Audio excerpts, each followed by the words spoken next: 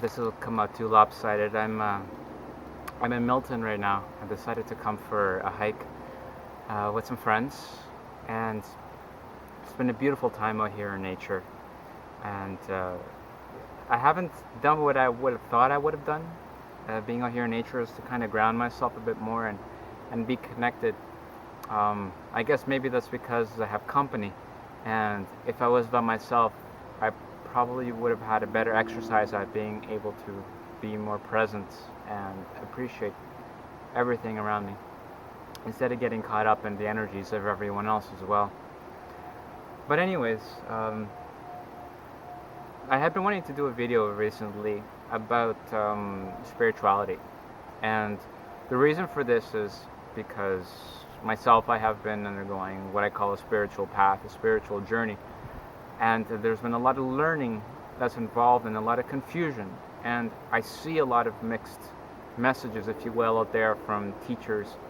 And because I sort of take information and pieces from all over the place to kind of integrate it into my own experience, I wanted to share a little perspective into spirituality and spiritual growth as I've come to see it, and more importantly, I've come to experience it. Because I don't think that there is a more valid way to actually, quote, teach something other than to share what we've actually undergone through ourselves. And so I wanted to summarize a little bit about the spiritual path. And, I think a lot of people probably relate to that. You sort of start on this sort of enlightenment piece when you hit upon the realization of the law of attraction, being able to shift your thinking and think positively and really consciously create, right? Basically recognizing that you consciously create your reality. And yeah, that's just kind of like one of the starting steps for it. But then maybe you find that you start hitting hiccups along the way, and things aren't necessarily working out always the way that you want. And then potentially you start exploring the other, let's call it the darker aspect of spiritual development. I believe many would call it the shadow self. And this is all the programming, the hurts, the suppressions, the resistances that we have held on to all our lives, been programmed since birth and before, that start to come up. Things that we've always been in resistance to, but developed some elaborate coping tactic for. And so then the process of shadow work, if one pursues it, starts. And a lot of people probably cut and run as soon as things start getting really hard or really scary. But it's that first bump that I think is the scariest, the hardest. And so when eventually someone does enough work on themselves, that process starts to get a little easier because you deal with some of the heavier stuff, or maybe you start uncovering some more of the heavier stuff. But the point is that the more work you do on yourself and clearing your own issues, your own traumas, your own discord, then you start finding more of a lightness to your experience, to your being, to your day-to-day life. You stop being so attached and involved with things, and then you hit like this sort of almost a stalemate kind of period where maybe you feel a little less motivated, or you don't really feel attached or wanting to do much of anything. I think that's a bit of a transition step into a more inclusive spirituality, which is then where you begin to realize I can create my own reality, but now there's like all this baggage that was here before isn't there, or it's a lot less. And as you continue this process, you might begin to realize that you begin to manifest things really quickly. And you also get to choose very consciously what you want to be a part of, what you want to be involved with. And when that interest, that excitement is perhaps no longer there, and then you can let that experience go without attachment and move on to something else that is relevant for your soul growth. And so expectation really becomes a foreign element in this equation, and you realize that there's not really a place for it. Now, I do like the adage of, how does it go? Expect nothing, but be ready for anything.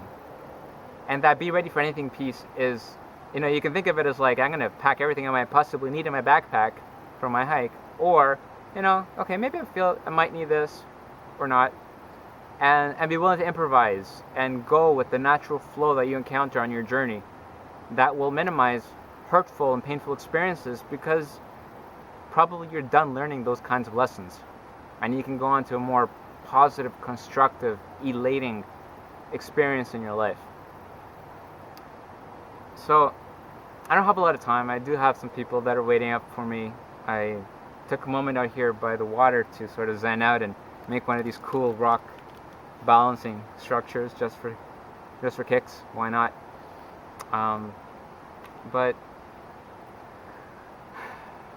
I have to show you this view.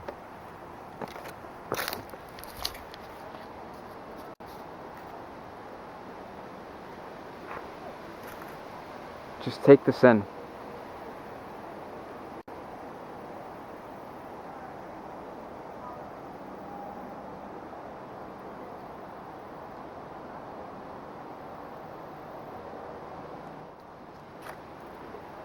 And this is the path back up to the hike. I just thought I'd record this for fun, because I love rugged hiking, and the more persistent the path and challenging the obstacle, the more I enjoy it. And up there is a rock face, almost like a small cave. And it looks like it would be fun to climb if there's any climbable areas.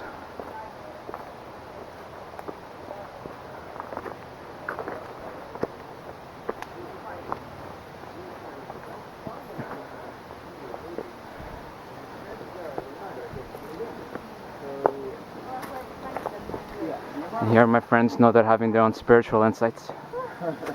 Say hi. A lot of times we butcher or like just fake the results. It's ridiculous. Yeah. Anyone have a message for the internet?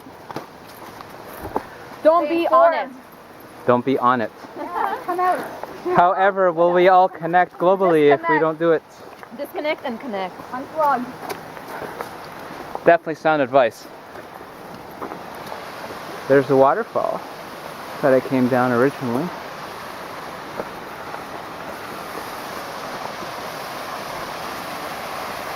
And some birch trees, unfortunately mushroomless.